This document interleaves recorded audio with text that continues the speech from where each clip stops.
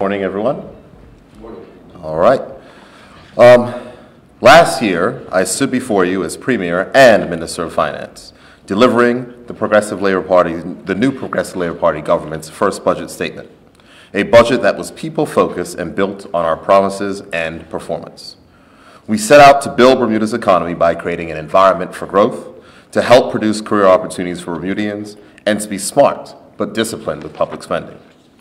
The people of Bermuda were our priority in the last budget, as they continue to be our priority in this budget, while we grow Bermuda's economy and ensure that the benefits of that growth reach all persons in Bermuda and not just a select few.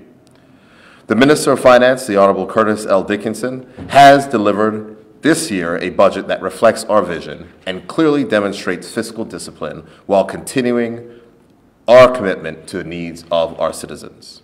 Just as a few highlights, this is the first balanced budget in 16 years. Debt will fall this time for the first time since 2003.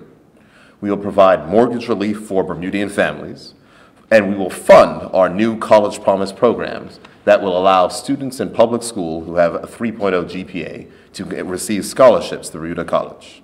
There are increased investments in education, which is our priority, and also training to make sure that more Bermudians are ready to fill the jobs of the future. There are investments in social programs to tackle the root causes of violence in our communities. And then finally, there's payroll tax relief for retailers and local musicians.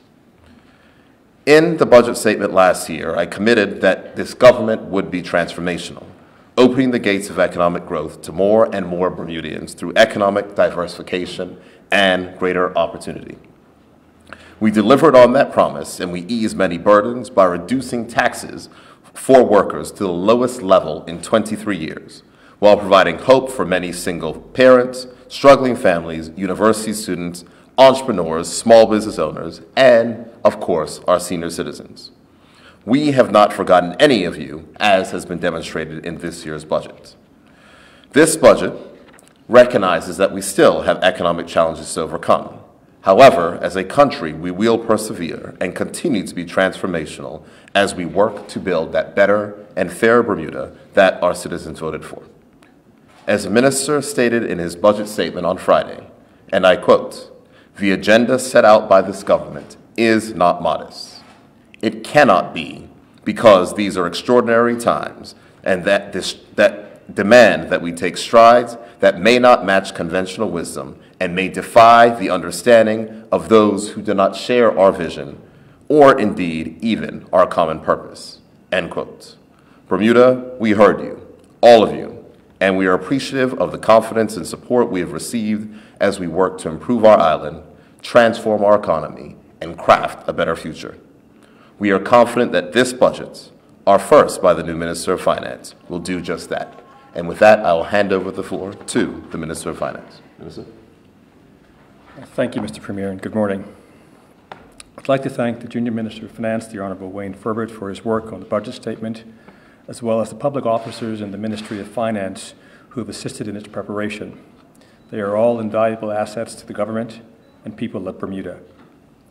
Last Friday, I read the 2019-2020 national budget, a budget that demonstrates fiscal discipline during very challenging and uncertain times. I do believe that we've adopted a fiscally prudent and balanced approach that will move us forward towards a small budget surplus and consequently a reduction in net debt. Bermuda faces some serious challenges. Our economy is highly vulnerable to external threats. Many of those challenges are international, but there are also domestic challenges that can pose significant risks to our economy if not managed judiciously. The most pressing threat to Bermuda's international business sector and to the Bermuda economy is the European Union's list of non-cooperative tax jurisdictions. And as stated in the budget statement, we've concluded that it was not prudent to raise an additional $50 million in revenue at this time.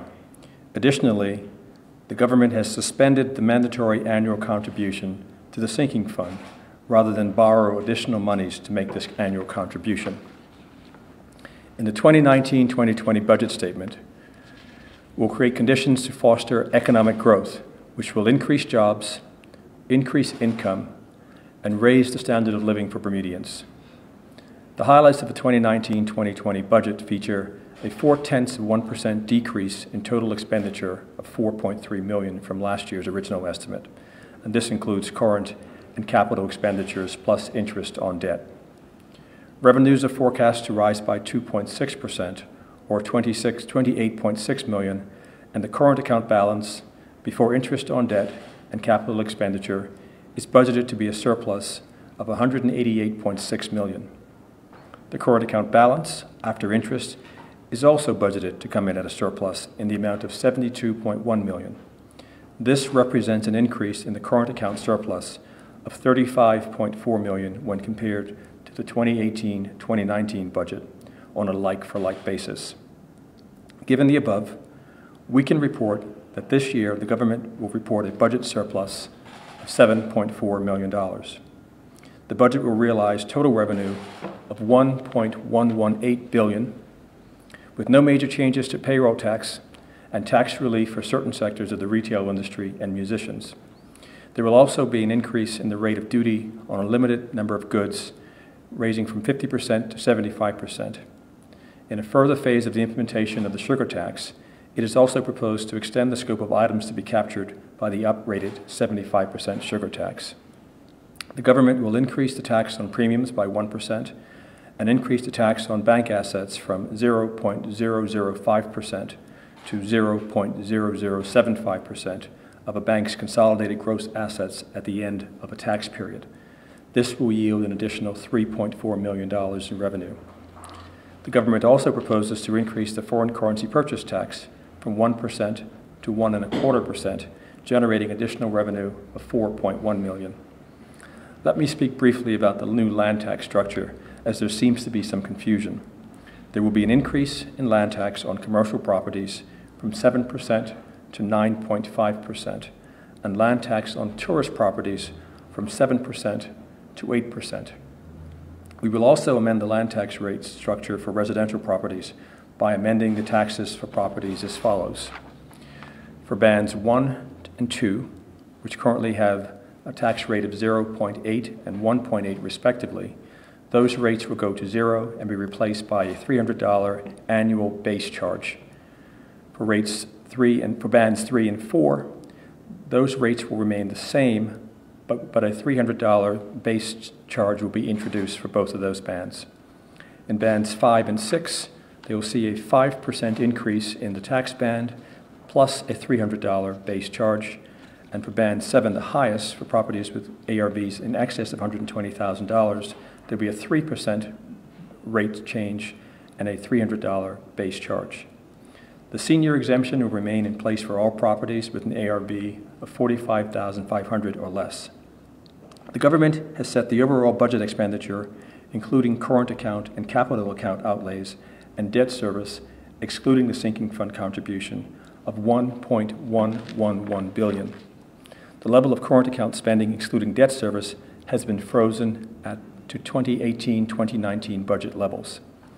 This level of spending will enable the government to provide targeted investments to grow and diversify the Bermuda economy, to service our debt, strengthen infrastructure, educate our children, provide health care and security for our citizens, and assistance to those less fortunate among us. Moving forward, the government will adopt a revised strategy whereby further savings might be affected either by way of increased efficiencies or by making structural reforms in the way in which services are delivered and institutions are structured. We believe that this budget is fair in spreading the tax burden, and we have provided relief to vulnerable sectors, payroll tax relief to certain sectors of the retail economy and musicians, continuing duty relief to hotels and restaurant sectors for capital upgrades. Our economy is slowly recovering. In 2018, the economy witnessed an increase in international company registrations, an increase in local company registrations, an increase in jobs located in Bermuda, an increase in insurance companies set up in Bermuda, and an increase in tourists visiting Bermuda. Our economic plan is to build on what we currently do well in financial services and tourism, diversify our economy so that we can attract companies in new industries to our shores, reduce the cost of living and the cost of doing business in Bermuda, make our government more efficient, reduce regulations and red tape to stimulate investment while promoting competition in the Bermuda economy. The goal of the 2019 budget was to ensure that all Bermudians benefit from our economy's success while we grow Bermuda's economy. Thank you. Questions? Anybody? John? I did have a question. Morning, sir. Morning. Apparently in the budget breakfast this morning, you said that if there was a chance to do the Tax Reform Commission over again, you would. We were interested to hear if you could elaborate on that, what you meant by that. I think the question was, how would I do things differently? And I think what I said was, I'd present the commission with a clean sheet of paper and said, have at it. So part of the challenge I think that the Tax Reform Commission had was they were working with the tax code and trying to figure out how to make it work better. And what I would suggest, if I had to do it all over again, is just start from scratch and let's rebuild something. It doesn't reflect any reservations about the proposed new taxes? No, I think that the work that they did was outstanding work. But as I said this morning, we have to evaluate the actions we take in the context of the situation on the ground. And so there were proposals for increased taxes across the board in a number of different areas. But in light of where we find ourselves with the economy and the external threats, I didn't think at this point in time it was the right time to be introducing new taxes.